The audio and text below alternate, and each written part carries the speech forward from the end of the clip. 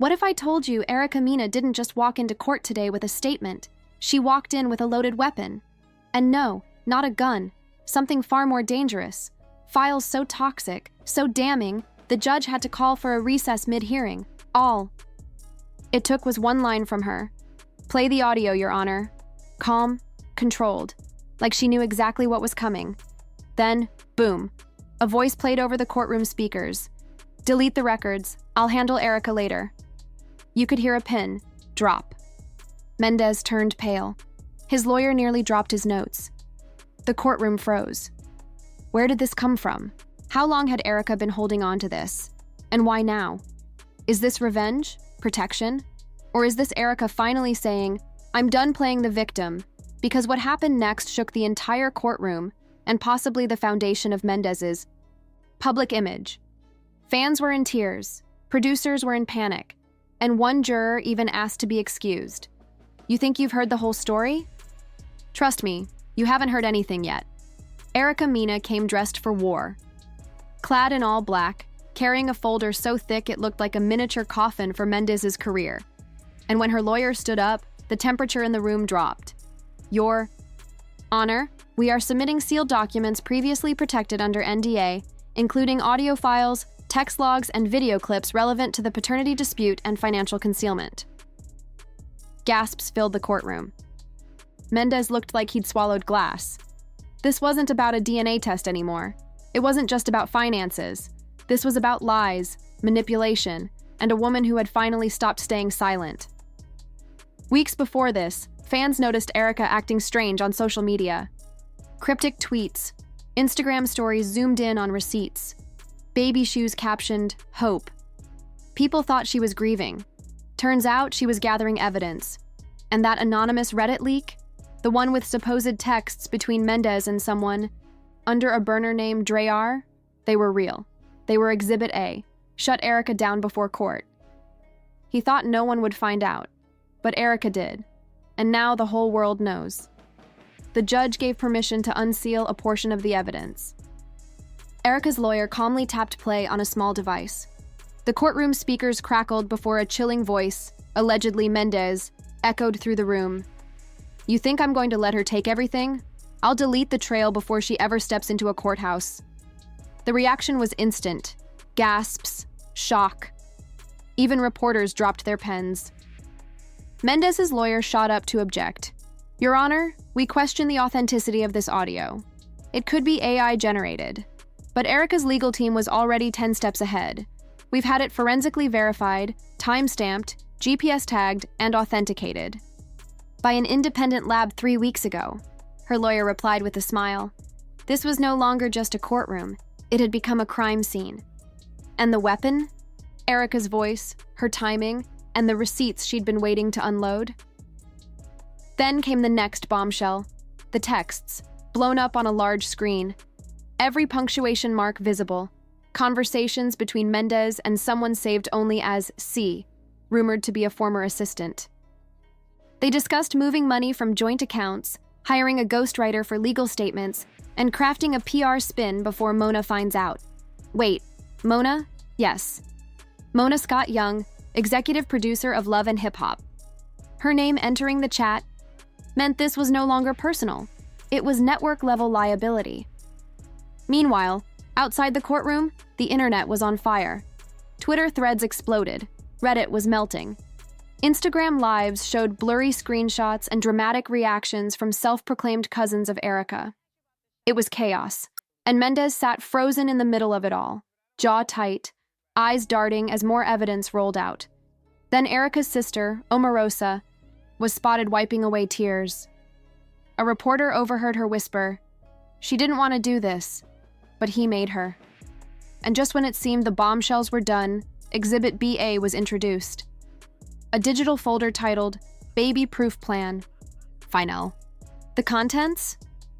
A scanned confidentiality agreement, signed by Erica, Mendeecees, and a redacted third party, dated 3 weeks before the DNA dispute began.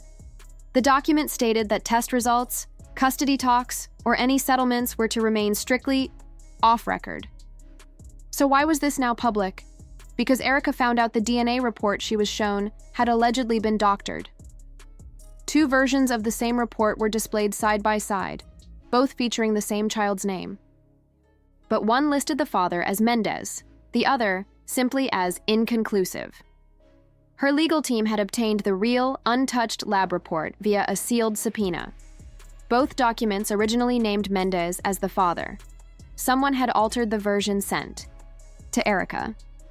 Now the court wanted to know who did it, why, and how far does this deception go? In the back of the courtroom, a woman stood up and left in tears. Press later confirmed she was Mendeecees' cousin. When asked for comment, she simply said, "He's been lying to all of us." Inside, Erica remained composed.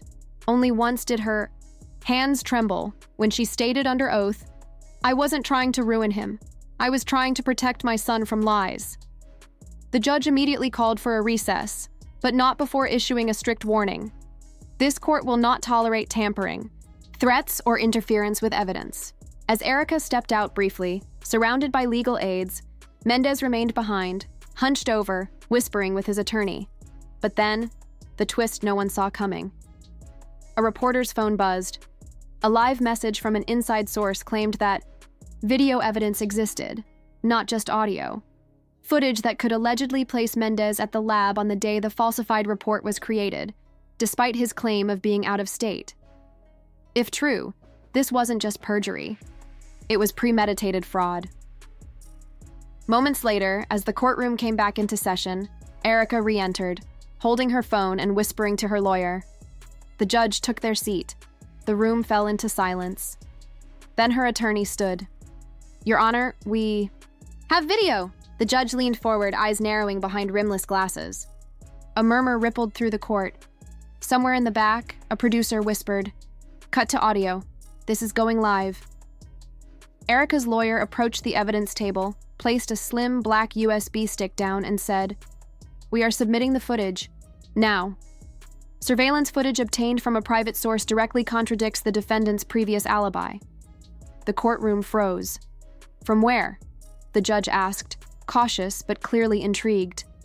"A lab parking lot in Newark," Erica's lawyer replied. Dated one day before the altered DNA results were issued. The reaction was instant, gasps, raw and unstoppable.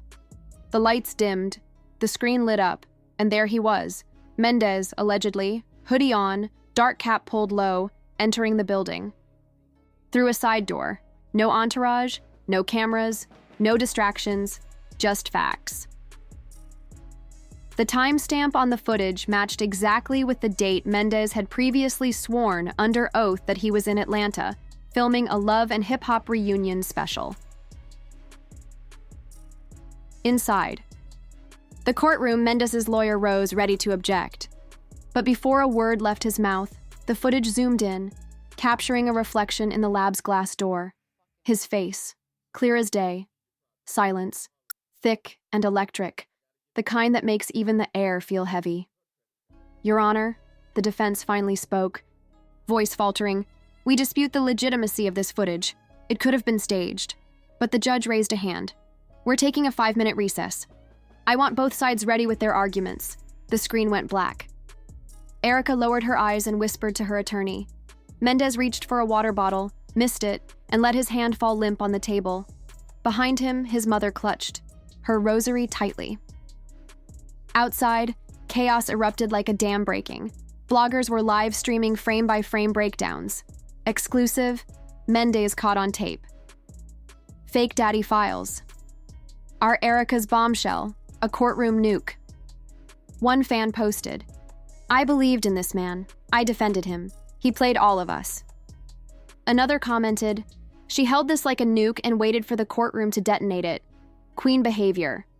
And then, the wild card. Mona Scott Young's verified account posted a single emoji. The internet lost its mind. Back inside, the judge returned, now visibly stern. "Before we proceed," he began, "I am issuing a temporary gag order. No party is to discuss, leak, or release any further content regarding this case until evidentiary concerns are resolved." Too late. The genie was already out of the bottle, and the internet? It wasn't just watching anymore. It was recording, dissecting, and choosing sides, out of the bottle. and it wasn't going back in. Next, Erica took the stand. She looked the jury dead in the eye. When I first found out I was pregnant, I was scared, but I believed we'd figure it out together. Her voice trembled. Then things started disappearing. Calls went unanswered. I asked for clarity. I got confusion. I asked for honesty. I got paperwork. The courtroom held its breath. I didn't want to come here with all of this, she continued. But when someone starts rewriting reality behind your back, you only have two choices: survive the lie or expose the truth. Mendeecees never looked up. He didn't have to. His name was already burning across every screen in the country. Then, just when it felt like the day couldn't get any heavier, the prosecution dropped one final hammer: a leaked email. But this time, it hadn't come from Erica. According to the court, it was submitted anonymously to a secure inbox, and it changed everything. The email, allegedly from someone identifying as CM, believed to be one of Mendeecees' former business managers, discussed delaying the DNA request until after the baby's birth. Once the baby arrives, emotions soften. She won't want the drama anymore. Trust me. The judge stopped reading mid-sentence. This court is now considering Erica came to court seeking peace, not chaos. She only brought forward evidence after repeated silence and obstruction. This is about truth, for her and for her child. Sympathetic? Maybe. Strategic? Definitely. The next morning, TMZ dropped a bombshell. Source: VH1 executives panic as footage confirms Erica's version. According to insiders, producers had reviewed archived security footage from the reunion set and discovered that Mendeecees had, in fact, left unexpectedly on the day in question. One VH1 executive allegedly told the outlet, "We're scrubbing episodes right now." The fans weren't waiting. They were already deep diving, cross-referencing wardrobes, matching timestamps, zooming in on background props, trying to prove that the reunion footage aired by VH1 didn't line up with reality. Reddit threads. Like Erica was right all along, hit 20K upvotes overnight. But the most shocking twist came later that afternoon. And this time, it didn't come from Erica. An anonymous voicemail drop hit multiple gossip outlets at once. Grainy, choppy, but unmistakable. A man, believed to be Mendeecees, was heard saying, "If the story hits, I'll deny everything. Just make sure she doesn't have a copy." That was all it took. Within hours, fans were saying what no one had dared to say aloud before. He tried to erase her. And then, as if to answer it all, Erica posted a cryptic Instagram story. No words, just a soft, silent video of her holding her son, gently rocking him. A gospel track played faintly in the background. The caption? No more silence. People weren't just watching this scandal anymore. They were living it, choosing sides, making fan accounts. Launching countdowns for the next hearing, one tweet went viral. She held on to the receipts like a queen and waited until the courtroom had no choice but to listen. We stand. At this point, the question wasn't if Mendeecees had lied. It was, how much more is there that we haven't seen yet? Court resumed. The doors swung open. Erica walked in, eyes steel, son in her arms. The judge adjusted his robe, then gave the signal. Final proceedings were underway, every phone raised, every live stream counting down. This was it, the moment Mendeecees had to respond, or fold. He stood, shoulders squared, voice, once rich and confident, now holding a slight tremble. "Your Honor," he began, "before we continue, I have a statement." He swallowed, glanced at Erica. "The footage presented today does not prove what Ms. Mena claims. Yes, I was at that lab, but I was there to pick up a court document, not to alter anything." A pause. "I would never lie about my paternity, or my obligations as a father." The courtroom went still. You could feel the breath being held. Then, defense counsel stepped in. "We asked the court to consider the context," they said. "My client's heart was in the right place." Then came the twist, and we have proof.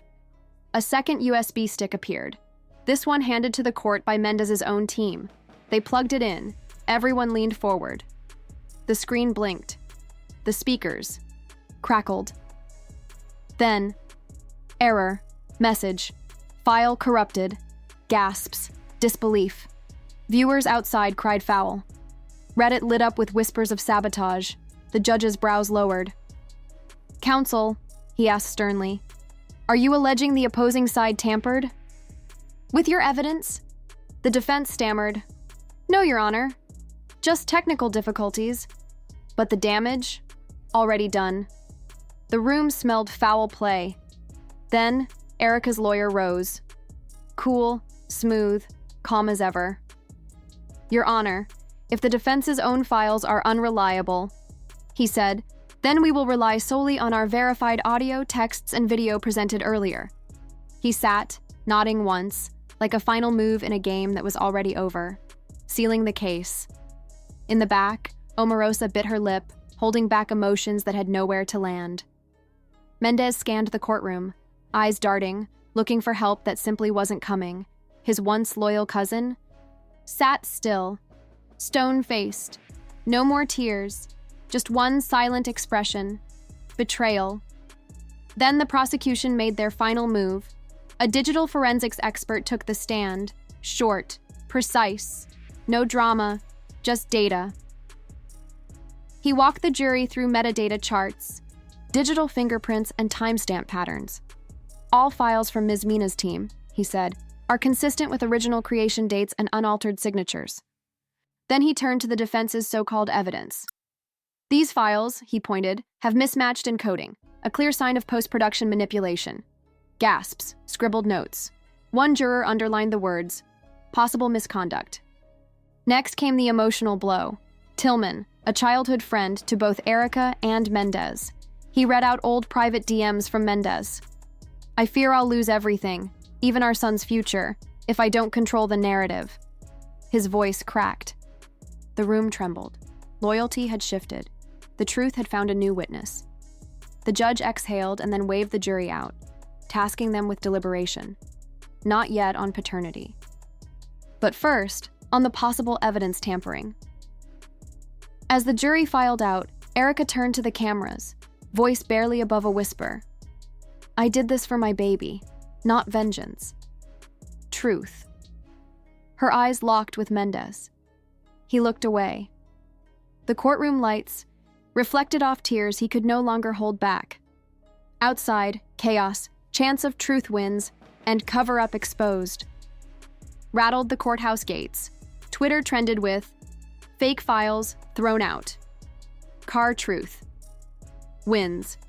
Justice for Erica bloggers began live dissection of every sentence, every frame, every slip of Mendez's lawyer's voice. 2 hours later, the judge returned. Mendez stood, attempting confidence, failing. The judge's voice was sharp, unblinking. "Regarding the defense's digital submissions," he began, "there is credible indication of intentional tampering. A formal contempt hearing will follow." Mendez's face drained of color. His mouth opened, but no sound came. A small sob escaped him. He collapsed into his seat. The collective gasp from the courtroom was louder than any gavel. And then, the judge moved to the core issue. On the subject of paternity and co-parenting, the court hereby orders an immediate voluntary DNA test to be conducted under my direct supervision. Any delay, absent a medical excuse, will be treated as contempt. Erica let out a breath. Her shoulders dropped, eyes glassy with tears, but not of sorrow, of relief. "Finally," she murmured, the judge's final words. "This court stands, adjourned until testing is complete. Good day." Erica and Mendez exited opposite sides of the courtroom, one surrounded by lawyers, victory, relief. The other, by silence, shame, and shaking hands. Cameras caught it all. Erica's tired smile, Mendez's hollow stare, Omarosa's slow exhale. Later in the hallway, away from cameras, Erica leaned in close to her attorney. "I just want peace." He nodded. "You'll get it now. The truth is coming." She clutched her son tighter.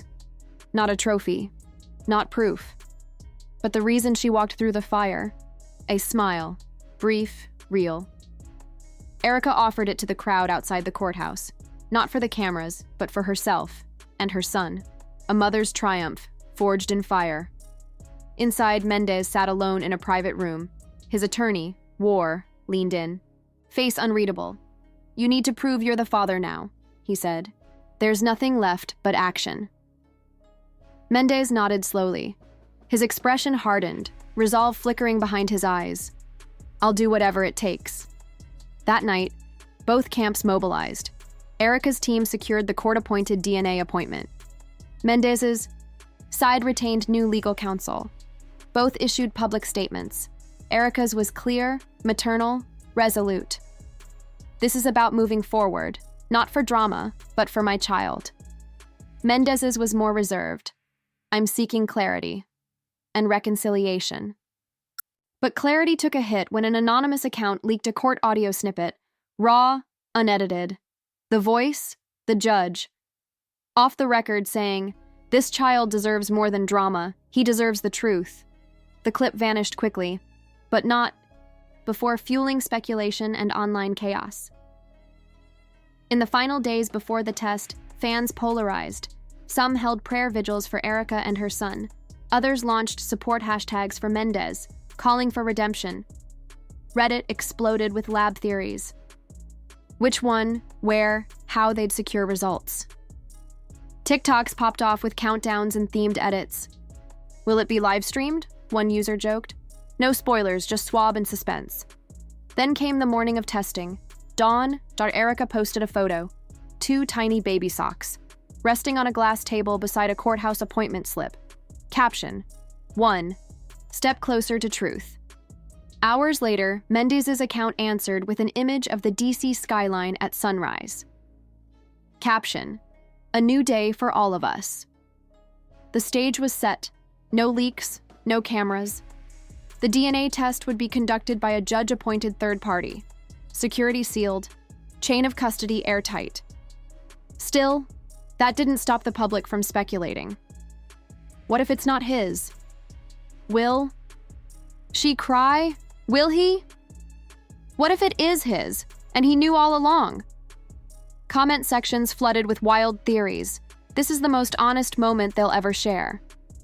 We're all just watching 2 people confront their truth in real time. Erica walked into that courtroom with nothing but receipts and grace. And that's where we leave it.